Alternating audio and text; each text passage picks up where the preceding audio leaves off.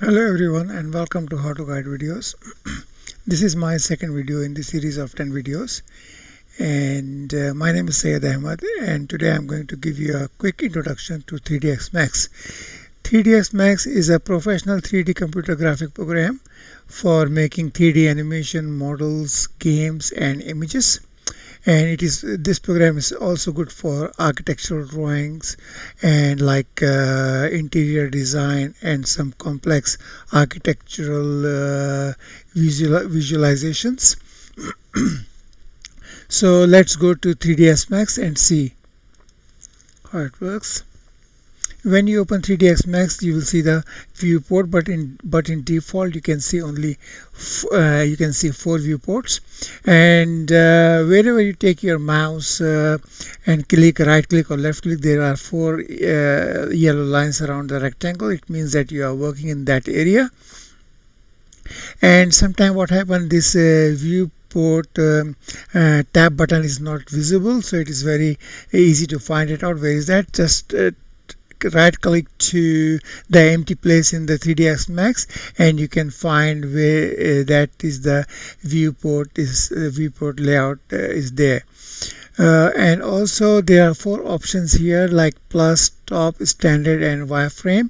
You can select these things from drop down menu, which one you wanted to select. Like for example, this is top written here. If I wanted to change into a right view, so there will be a right. So by default is it top, so I'll keep it on like that. And on the right hand side there is a toolbox for creating object for standard primitive, and you can go for extended primitive as well for complex objects.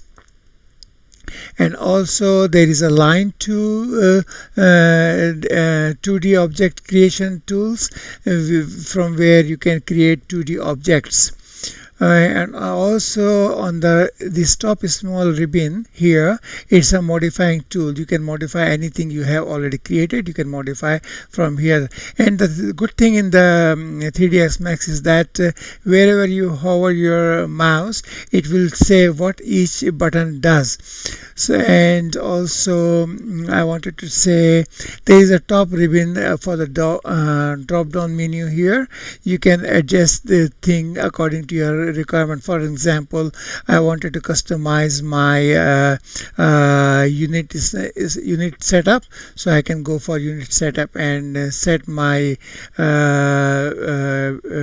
3ds Max according to meters. If I'm working in a small project, I can go maybe in millimeters. If I'm working on cities, I can go for kilometers, etc. So now let's create some object, and this is another toolbar here. Redo, undo, select object. If I toggle Q many times, you will see the shape is changing. It means that you can select the object in different ways, like freeways and spray, square, circle and polygonic polygon, and also moving tool and rotating tool. Even you can do, if you press W, you can move the object. If you press E, you can rotate the object as well. And for scaling, you can press R, and you can use from here as well. And this is the snapping tools here on the top ribbon here. You can have a snapping tool like angular snap and percentage snap. And if you go to maximum right, then you will see mirror and alignment, layer, and also material editor and rendering. So let's start some tools. So first I will increase my window here. Just press Alt and W, so I can increase my window size, and the same way I can Alt and W, I can reduce the window size. Normally I work in perspective view, so I love to work in perspective. So create some boxes. To create a box, just first make the surface of the box, leave the mouse button, and then press it again and drag the button up and down according to your requirement. So I press it up And I wanted to create some more object like teapot because I love tea, and also make it a pyramid here.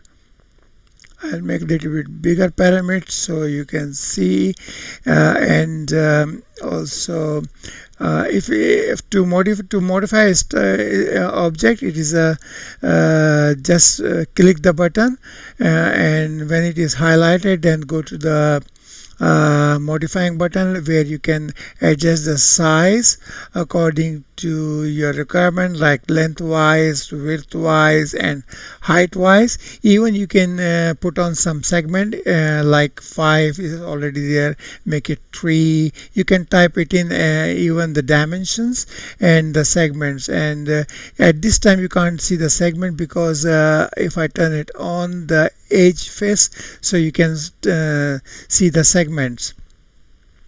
And also there is a button here. Suppose this teapot, I wanted to make it again, and there is a button here to click. If you click that one, auto grid, so you can because in 3D it is very hard to find the surface, the exact surface where your object wanted to start. So if you click this auto grid button and then you create a teapot, it will just create on the surface of the where you wanted to create, exactly from the surface. So this is the a very easy tool to use it. And other things I am going to show in my other, because this is the introductory tutorial, and so I think you like it, and thank you very much for watching, and bye.